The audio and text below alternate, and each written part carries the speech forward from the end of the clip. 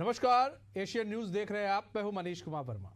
उत्तर प्रदेश में समाजवादी पार्टी के राष्ट्रीय अध्यक्ष अखिलेश यादव ने भाजपा पर सत्ता चाह में बंटवारा का आरोप मढ़ दिया है, जिसके बाद प्रदेश के सियासी गलियारा गर्मा गया है तो सियासी पारा भी चढ़ता नजर आ रहा है। सपा अध्यक्ष अखिलेश ने भाजपा पर आरोप लगाया है कि उनका मकसद धर्म धर्म से लड़े, जाति जाति से लड़े और उनकी राजनीति चलती रहे। अखिलेश यहीं पर नहीं रुके, बल्कि भाजपा पर जहरीले तीर छोड़ते हुए कहा कि उन्हें ना तो देश की चिंता है, ना ही समाज में एकता की फिक्र है। देश के असल मुद्दों से लोगों का ध्यान भटकाकर भाजपा अपने राजनीतिक प्रतिद्वंदियों का सफाया करने में पूरा फोकस करती है। सपा अध्यक्ष के इन तीखे राजनीतिक बयानों पर भाजपा का कहना है कि देश और प्रदेश में भाजपा किसी वजह से मजबूत है तो जनता का विश्वास है, और विपक्ष सत्ता की बौखलाहट में भाजपा पर इस तरह का आरोप लगाकर ना तो प्रदेश की जनता का विश्वास हासिल कर सकती है, ना ही सत्ता के निकट पहुंचने के ख्वाब को पूरा कर सकती है। इस गंभीर मसले पर चर्चा को हम अपने मेहमानों के साथ आगे बढ़ाएंगे। पहले सुन लेते हैं सियासतदारों का बयान। जाति के नाम पर धर्म के नाम पर भेदभाव है, भ्रष्टाचार चरम सीमा पर है। हमें आपको सबको याद होगा, जयप्रकाश जी ने आह्वान किया था। अखिलेश जी का जो बयान है भारतीय जनता पार्टी को लेकर, क्योंकि भाजपा धर्म को धर्म से, जात को जात से लड़ाने का काम करती है, वक्तव्य बड़ा ही ओछा है। भारतीय जनता पार्टी लोगों को जोड़ने का काम करती है और हम राजनीति में धर्म का पुट रखते हैं। हम धर्म विरुद्ध राजनीति नहीं करते। जहाँ तक अखिलेश जी की पार्टी का सवाल है, उन्होंने अपनी सरकार में जब निहत्थे कार सेवकों पर गोलियां चलाई थी तो धर्म विशेष का जान के ही चलाई थी।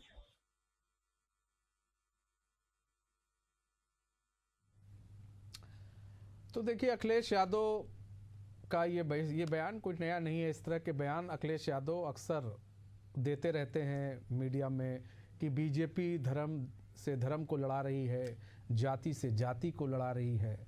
लेकिन इन सब के बीच में कई सवाल उठते हैं कि धर्म धर्म का खेल खेल कौन रहा है, क्योंकि कहा जाता है उत्तर प्रदेश में एमवाई समीकरण पर सपा चलती है। अब सपा पीडीए लेकर आई है कि भाई हम दलित, पिछड़ों, अति पिछड़ों के साथ खड़े हैं।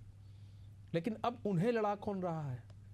क्योंकि आप जब बात करेंगे दलित की, अति पिछड़ों की बात करेंगे, पिछड़ों की बात करेंगे, तो कहीं ना कहीं और भी जो वर्ग के लोग हैं वो नाराज हो जाते हैं। आप कई सारी बातें करते हैं, उसमें कभी कभार हिंदू विरोधी भी बात कर दी जाती है सपा की तरफ से। तो कई ऐसे सारे बयान जो है वो अक्सर देखने को मिलते हैं। वहीं जो बीजेपी है, बीजेपी अक्सर ये कहती है कि भाई बीजेपी, देखिए बीजेपी की तरफ से साफ है कि उसको मालूम है, यूपी के अंदर सबको मालूम है कि 80-20 की राजनीति की बात अक्सर सीएम योगी आदित्यनाथ करते आए हैं। और सीएम योगी आदित्यनाथ कहते भी हैं अगर हमको 80 जो है वो वोट कर दे, 20 वोट ना करे तो हमारा चलेगा, 80% वोट कर दे, 20% वोट ना करे तब भी हमारा चलेगा। और 2 बार से आप देख रहे हैं किस तरह से सीएम की कुर्सी पर सीएम योगी आदित्यनाथ काबिज है। सवाल कई हैं, उन सवालों का जवाब जानेंगे। हमारे साथ हमारे मेहमान भी जुड़ गए हैं, उनसे आपका तारुफ करा देते हैं। हमारे साथ अमित त्रिपाठी जी जुड़ चुके हैं, बीजेपी के स्पोक पर्सन है। सुजीत सिंह जी जुड़ चुके हैं, वरिष्ठ पत्रकार है। सपा से हमारे साथ जल्दी ही जुड़ेंगे। तो हम सबसे पहले, नहीं, डीपी यादव जी जुड़ चुके हैं, माफ़ कीजिएगा, डीपी यादव जी सपा के प्रवक्ता, वो भी हमारे साथ जुड़ चुके हैं। अभी तक कन्फर्मेशन थी कि शायद नहीं जुड़ पाए हैं, लेकिन वो भी जुड़ चुके हैं। आप सभी का बहुत बहुत स्वागत है एशियन न्यूज़ में। सबसे पहले डीपी यादव जी, आपका ही रुख कर लेते हैं। डीपी यादव जी, ये धर्म धर्म को लड़ाया जा रहा है, जाति जाति को लड़ाया जा रहा है, बस यूपी के अंदर अब यही बचा है और यही बयान बचे हैं। इसके अलावा क्या आपको यूपी के अंदर मुद्दे नहीं दिख रहे हैं? मुद्दों की बात कब होगी? असल मुद्दों की बात कब होगी सर? कब असल मुद्दों पर सपा लड़ाई लड़ेगी? कब असल मुद्दों पर सपा मैदान में दिखेगी? क्योंकि असल मुद्दे तो गौड़ हो चुके हैं, असल मुद्दे तो कहीं दिखते नहीं हैं। और यही कारण है कि 2 बार से आप लोग सत्ता से बेदखल हो चुके हैं। जी नमस्कार, जय संविधान, जय लोकतंत्र। आवाज आ रही है मेरी? डीपी जी। जी आवाज आ रही है मेरी? जी डीपी यादव जी, आपकी आवाज आ रही है, आप बोले। जी देखिए, भारतीय जनता पार्टी का ये इतिहास है कि भारतीय जनता पार्टी का अस्तित्व जो है धर्म और जाति के जो है आधार पर ही टिका हुआ है। भारतीय जनता पार्टी का निर्माण ही इसीलिए हुआ है कि वो देश में उपद्रव करे, अशांति फैलाए और जो आपस में एकता भाईचारा है उसको तहस नहस करे, नष्ट करे। देखिए, हम तो मुद्दों की राजनीति करते हैं। हम जो है लोगों के स्वास्थ्य को लेकर के राजनीति करते हैं, शिक्षा को लेकर के राजनीति करते हैं। अभी देखिए, हाल फिलहाल जो भारतीय जनता पार्टी की सरकार का निर्णय आया है उत्तर प्रदेश में पहले 27,000 प्राइमरी जो परिषदीय स्कूल थे उनको बंद करने का है, लेकिन जब भारी विरोध हुआ तो उसको धीरे धीरे बंद करने का निर्णय लिया गया है और लगभग 5,000 स्कूल अब बंद हो रहे हैं। तो हम उसके लिए राजनीति करते हैं कि शिक्षा कैसी हो, शिक्षा सर्वसुलभ हो, गरीबों के बच्चे भी पढ़ने जाएं। हम कहीं ना कहीं बेरोजगारों के लिए आवाज उठाते हैं, लेकिन भारतीय जनता पार्टी की सरकार में जिस प्रकार से गुंडे जो है, मवाली जो है वो बेलगाम हो चुके हैं, सत्ता का संरक्षण प्राप्त करके ओबीसी, दलित और पिछड़ों के ऊपर अत्याचार कर रहे हैं। आप देखिए जिस प्रकार से इटावा में घटना घटित हुई, ये मामूली घटना नहीं है, इसका बहुत दूरगामी परिणाम कहीं ना कहीं संदेश है इस घटना का। भारतीय जनता पार्टी की सरकार में इतने मनबड़ हो गए लोग कि किसी को कथा वाचने से रोक देंगे, उनके मूलभूत अधिकारों से रोक देंगे। खाल खींच लेनी चाहिए ऐसे लोगों की। और अभी भारतीय जनता पार्टी की सरकार उनके ऊपर कोई कार्रवाई नहीं की है। बाबा साहब भीमराव अंबेडकर के संविधान का इस तरह से मान मर्दन कर रही है भारतीय जनता पार्टी की सरकार, लोकतंत्र को समाप्त करने का काम कर रही है।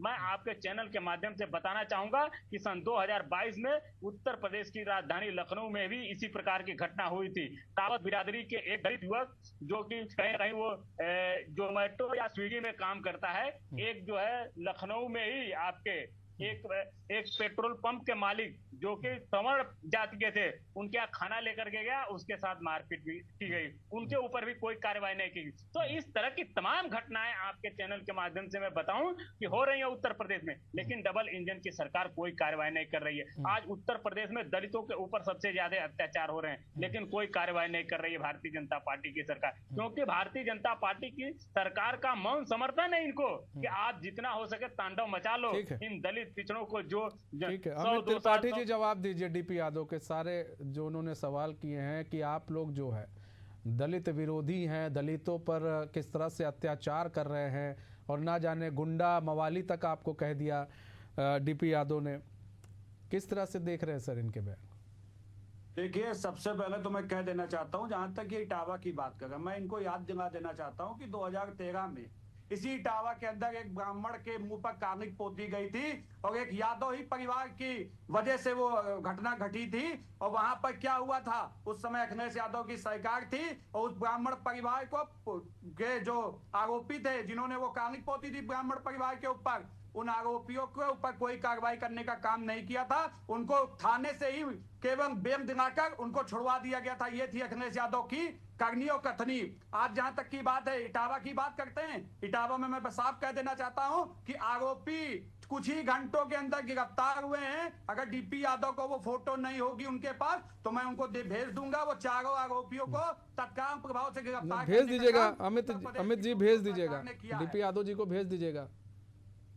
और जहां तक की बात है पिछड़ों की बात करने वाले लोग जिन्होंने पिछड़ों के अधिकारों का हनन करने का काम किया है, जिन्होंने अपनी सरकारों में, आप आंकड़े उठा के देख लीजिए, इनके ही कार्यकर्ताओं ने एनसीआरबी के आंकड़े उठाई है, कितनी घटनाएं दलितों की जमीनों पे कब्जा करने का काम ये यादव इनके कार्यकर्ताओं ने करने का काम किया है। मैं आज आपके चैनल के माध्यम से बहुत जिम्मेदारी से कह देना चाहता हूं कि उत्तर प्रदेश की जो सरकार इस समय मौजूदा समय में है, 2017 के बाद से आज 2025 में है। आप शिक्षा पे बात कीजिए, आज शिक्षा पे हमारे जो बाबा साहेब भीमराव अंबेडकर जी थे, उन्होंने कहा था, उनकी जो नीति थी, उन्होंने कहा था शिक्षित रहो, संगठित रहो और संघर्ष करो। उसको जमीन पर उतारने का काम अगर किसी ने किया है तो योगी आदित्यनाथ जी ने किया है। और आज आपने देखा कि ये दलितों की बात करते हैं, इसी उत्तर प्रदेश के अंदर एक दलित बेटी के साथ क्या हुआ था, गेस्ट हाउस कांड कोई भूला नहीं है। इसी उत्तर प्रदेश के अंदर जो कहीं भी इनके यहाँ जब बुंदेलखंड एक्सप्रेसवे पे जब आपने देखा था कि किस प्रकार से रेप हुआ था और इनके यहाँ से कोई भी वहां फटकने नहीं गया था, इनका यहाँ पे कोई भी उस पीड़ित परिवार से मिलने नहीं गया था। आज मैं पूछना चाहता हूँ अखिलेश यादव जी से कि आप पहलगाम में मारे गए शुभम द्विवेदी जी के यहाँ तो आज तक नहीं गए, लेकिन आप जो इटावा के जो कथित, देखिए मैं कहना चाहता हूँ आपको समझना पड़ेगा, वो जो कथा करना सबको अधिकार है, लेकिन सबसे बड़ी जांच का विषय है कि वो कथावाचक जी के पास ये तीन आइडिया किस लिए थी, वो वहां पर क्या कर रहे थे, और वहां की महिलाओं ने भी बताने का काम किया है कि वहां पर वो कथावाचक छेड़खानी कर रहे थे। इसकी भी चर्चा होनी चाहिए। आखिर अगर कोई भी चाहे कथावाचक हो, अगर कोई भी कहीं से कोई गलती कर रहा है तो कार्रवाई बराबर से होनी चाहिए। आज उन महिलाओं के साथ कोई खड़ा होने वाला नहीं है। आज सरकार पूरी तरीके से निष्पक्ष काम कर रही है, लेकिन हाँ दर्द होना लाजमी है, क्योंकि आज अपराधियों के ऊपर कार्रवाई हो रही है। आज जो शिक्षा की बात कर रहे थे, कायाकल्प योजना योगी जी की सरकार लेके आई, ठीक है जो डीपी यादव जी, ठीक है सुजीत भाई आते। डीपी यादव जी कुछ सवालों का जवाब दे दीजिए। सवाल ये है डीपी यादव जी, आप दलित और पिछड़ों की, अति पिछड़ों की बात करते हैं, आप भी सत्ता में रहे हैं, आप भी सत्ता का सुख भोगे हैं। ये बताइए आपकी सरकार थी तो दलितों के लिए 5 काम ऐसे बताइए जो दलित और पिछड़ों के लिए किया गया आपके यहाँ, जिससे आप कह सकें देखिए हमने दलितों के लिए ये काम किया। 5 काम। देखिए हमारी सरकार में इस प्रकार से लोगों के सर नहीं मुड़वाए जाते थे, महिलाओं के मूत्र से उनको शुद्धिकरण नहीं किया जाता था, इस प्रकार से मनुवादियों द्वारा पिछड़ों और दलितों का अपमान नहीं किया जाता था। हमारी सरकार में सबको समानता का अधिकार था। बाबा साहब भीमराव अम्बेडकर सर वो ठीक है सर, 4-5 काम मैंने कहे सर, वो गिना दीजिए।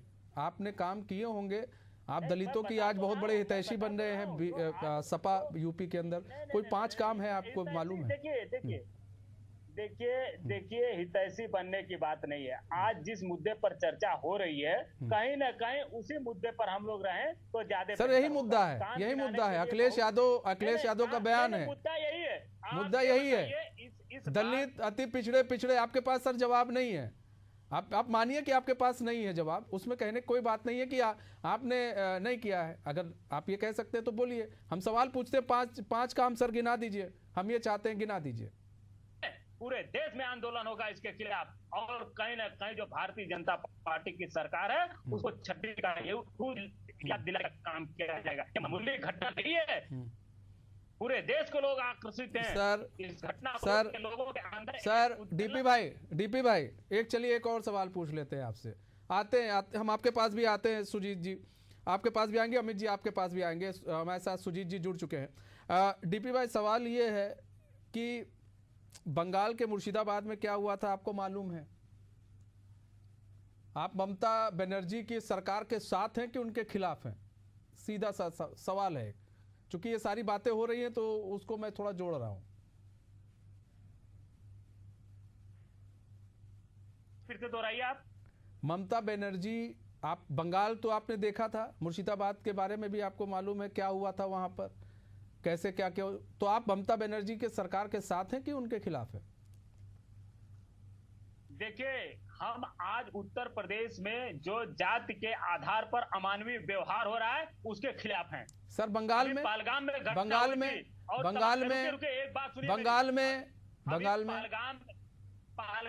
घटना हुई थी, जिस प्रकार डीपी भाई जवाब नहीं है आपके पास किसी चीज का, क्योंकि आपको भी मालूम है कि जाति को लेकर आपकी भी क्या सोच है, चाहे बीजेपी हो चाहे आप लोग की भी सोच क्या है, ये किसी से छिपी नहीं है, तो उस पर वो बात मत कीजिए, क्योंकि आप ममता बनर्जी का विरोध नहीं कर पा रहे हैं, खुलकर नहीं बोल पा रहे हैं कि नहीं जो वहां पर हुआ वो गलत हुआ और ममता सरकार वहां पर थी, उसको कार्रवाई करनी चाहिए। वहां पर बीजेपी होती तो आप कहते हैं हाँ जी ठीक है।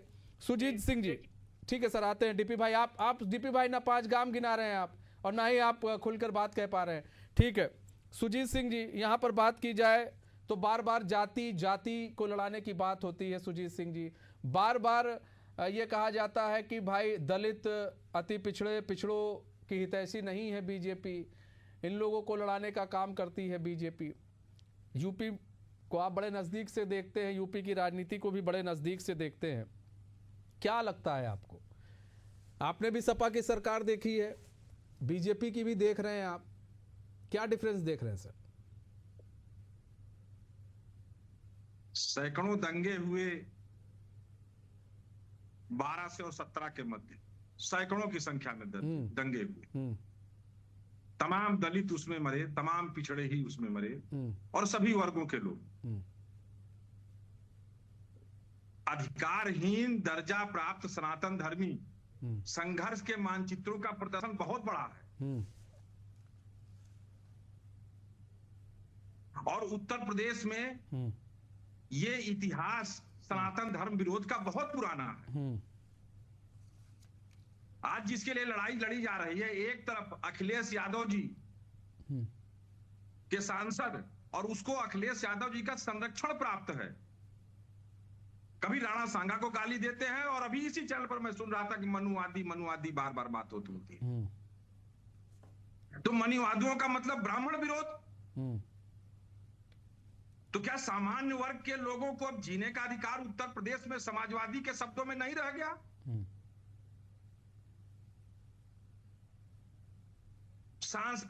तमाम सांस्कृतिक विविधताओं के बाद इस देश में अगर भारतीय जनता पार्टी रूल कर रही है और लगातार रूल कर रही है, तो कहीं ना कहीं से यह महसूस हो रहा है कि 70-75 सालों में जो उनको दबाया गया था वो अब उभर चुका।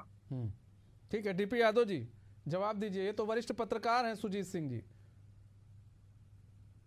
देखिए, सुजीत सिंह जी को शायद जमीनी हकीकत पता नहीं है।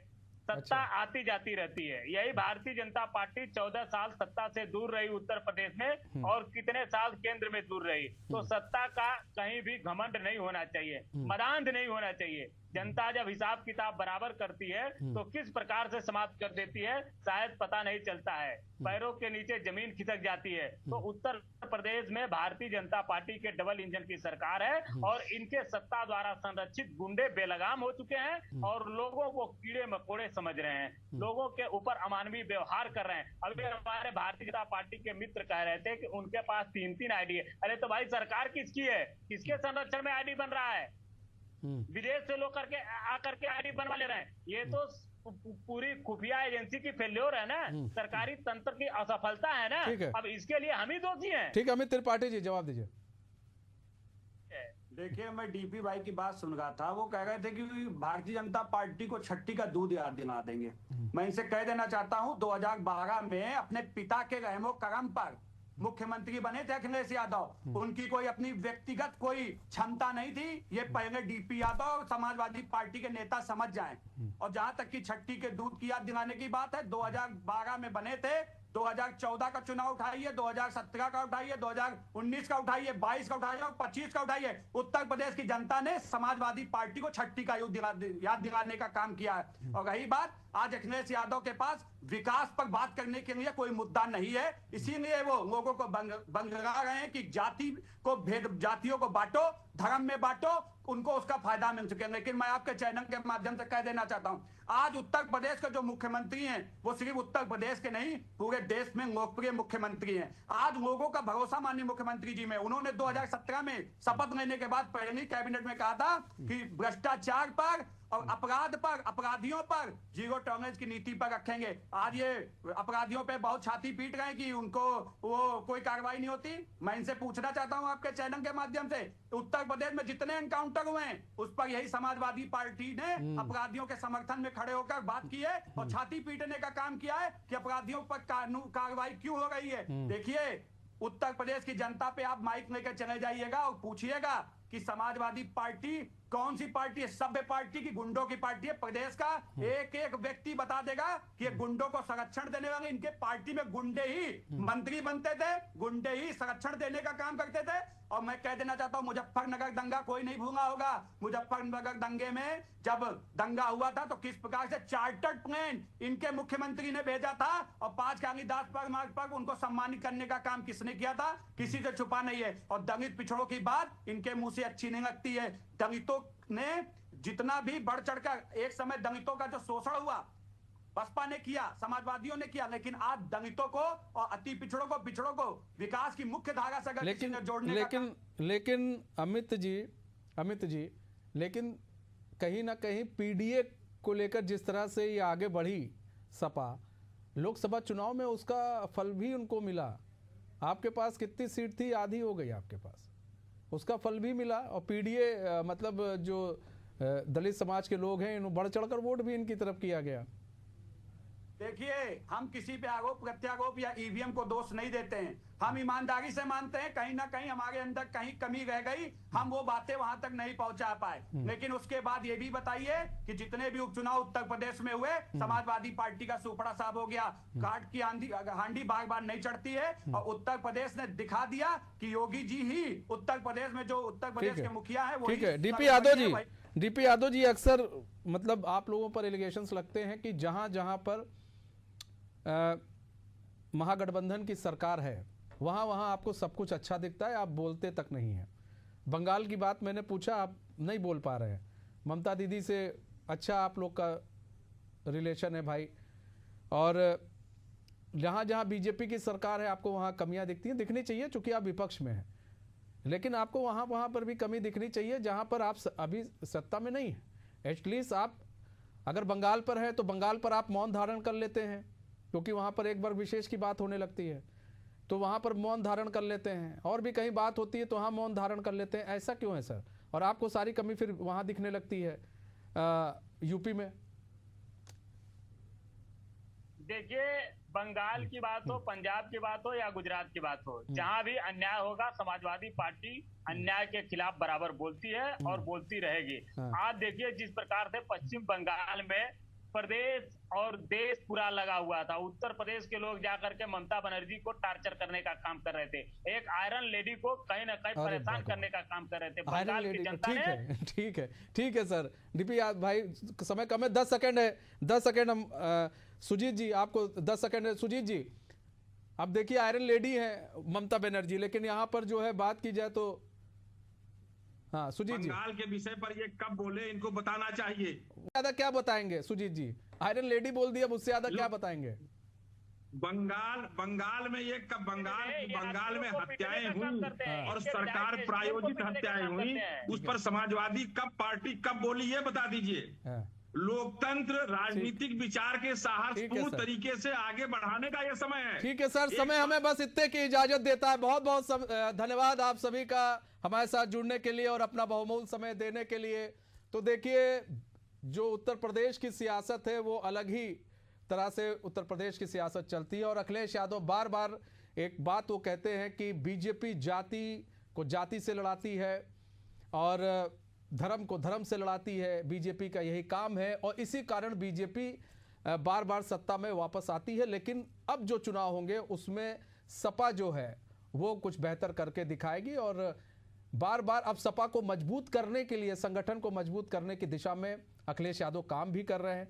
लेकिन जिस तरह के बयान अखिलेश यादव की तरफ से दिए जा रहे हैं जाति और धर्म को लेकर, वो जनता के बीच में क्या मैसेज पहुंचाती है ये तो आने वाला वक्त बताएगा। फिलहाल हमारे इस खास पेशकश में बस इतना ही। अब मुझे दीजिए इजाजत और खबरों के साथ बने रहने के लिए देखते रहिए एशियन न्यूज़। नमस्कार।